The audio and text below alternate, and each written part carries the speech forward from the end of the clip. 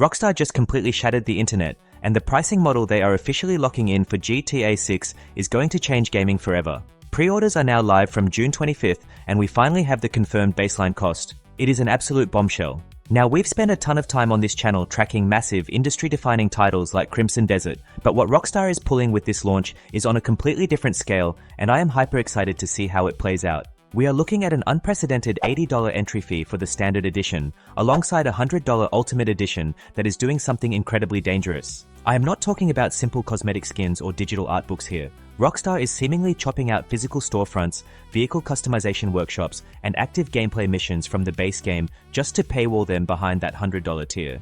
We are keeping our finger right on the pulse for everything GTA 6 on this channel, so let's look at exactly what they are locking away, the official November 19th launch date, and why the physical disc is officially dead. Let's dive into it. Let's address the elephant in the room first. $80 for a base video game. Now, some market analysts were out here predicting Take-Two might try to charge $100 just for the Standard Edition because it is Grand Theft Auto. So in a weird, twisted way, $80 feels like a small relief to some people, but let's not normalize this too quickly. It's an unprecedented push, and you better believe the rest of the industry is watching to see if we swallow this pill. If GTA 6 succeeds at $80, every major release following it is going to adopt it as the new baseline. But it gets worse for my physical collectors out there. Rockstar confirmed that the physical boxed edition of GTA 6 will not ship with a disc at all. It is literally a cardboard box with a digital download code inside. Personally, I absolutely hate this choice. Call me old-fashioned, but if I'm buying a physical box to put on my shelf, I want a physical piece of media inside it. I know we're fully entrenched in the digital age, and a lot of people will scoff at the concept of spinning plastic, but this is Grand Theft Auto 6, the biggest entertainment launch in history. By removing the disc entirely from physical retail, Rockstar is setting a massive trend that might officially kill off the traditional physical game disc for good. The other massive piece of news buried in this press release is that GTA 6 Online will not be available on day one. When the game launches on November 19th for PlayStation 5 and Xbox, it is being explicitly marketed as a pure standalone single-player experience. Now, if you're a longtime fan of the studio, this shouldn't come as a massive shock. If we look back at the history, GTA 5 didn't launch with Grand Theft Auto Online either. That rolled out a few weeks later to give the servers a break and let players actually absorb the campaign. I fully expect the same situation here. What I do find wild is that we are talking about pre-orders going live right now, and we still haven't received a dedicated comprehensive raw gameplay trailer. My gut is telling me that a massive gameplay deep dive has to be dropping any minute now. There is no way they expect people to blindly throw down $80 to $100 on storefronts without showing us a true unedited look at the UI and mechanics. Keep your eyes peeled on the channel, because the second that footage drops, I'll be breaking it down frame by frame. Let's talk about this $100 Ultimate Edition, because this is where things get genuinely murky. The official product description says these bonuses are threaded across all aspects of the character's story, with new items uncovered behind each chapter.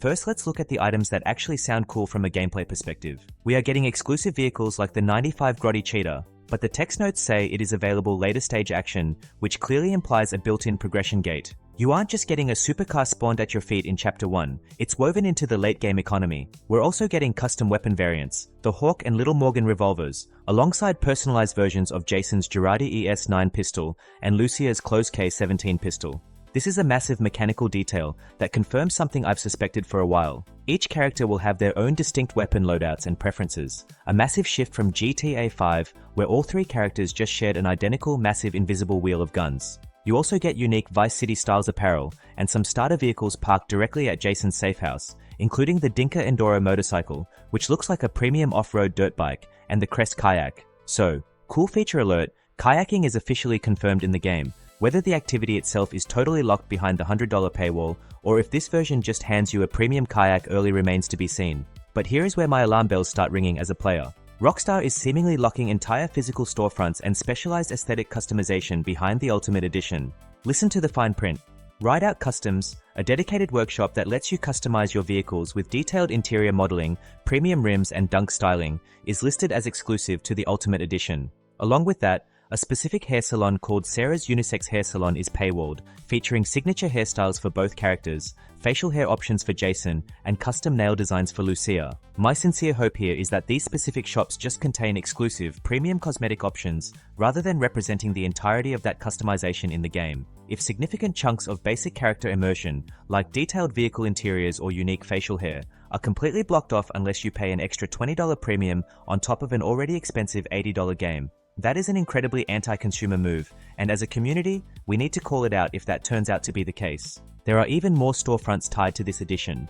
A streetwear shop called Stock 305 in the Stockyard District, the electric Fang Tattoo Parlor, and One-Eyed Willie's over at Lake Leonida, which provides specialized customization and mods for off-road vehicles. Even wilder, an exclusive gang compound called PTT Youngin's Illegal Goods. The description states you can raid this specific location to acquire distinct contraband and sell it back to a fence. They are literally putting a unique gameplay activity behind the $100 tier. If you don't want to cough up the $100, the standard $80 pre-order does still give you a few things. You get the vintage Vice City pack, which includes a 55 Vapid Stania and access to the Shorecourt garage. Interestingly, the text notes that this garage, like all garages in Leonida, features a weapon locker and a secure spot to deposit stolen goods to be fenced later. That gives us a fantastic look into how the core gameplay loop functions. Stashing hot goods is going to be a major mechanic. If you pre-order digitally on the PlayStation Store, they are also tossing in a free month of GTA Plus to pass the time in GTA 5 online while we wait for the sequel's multiplayer to drop.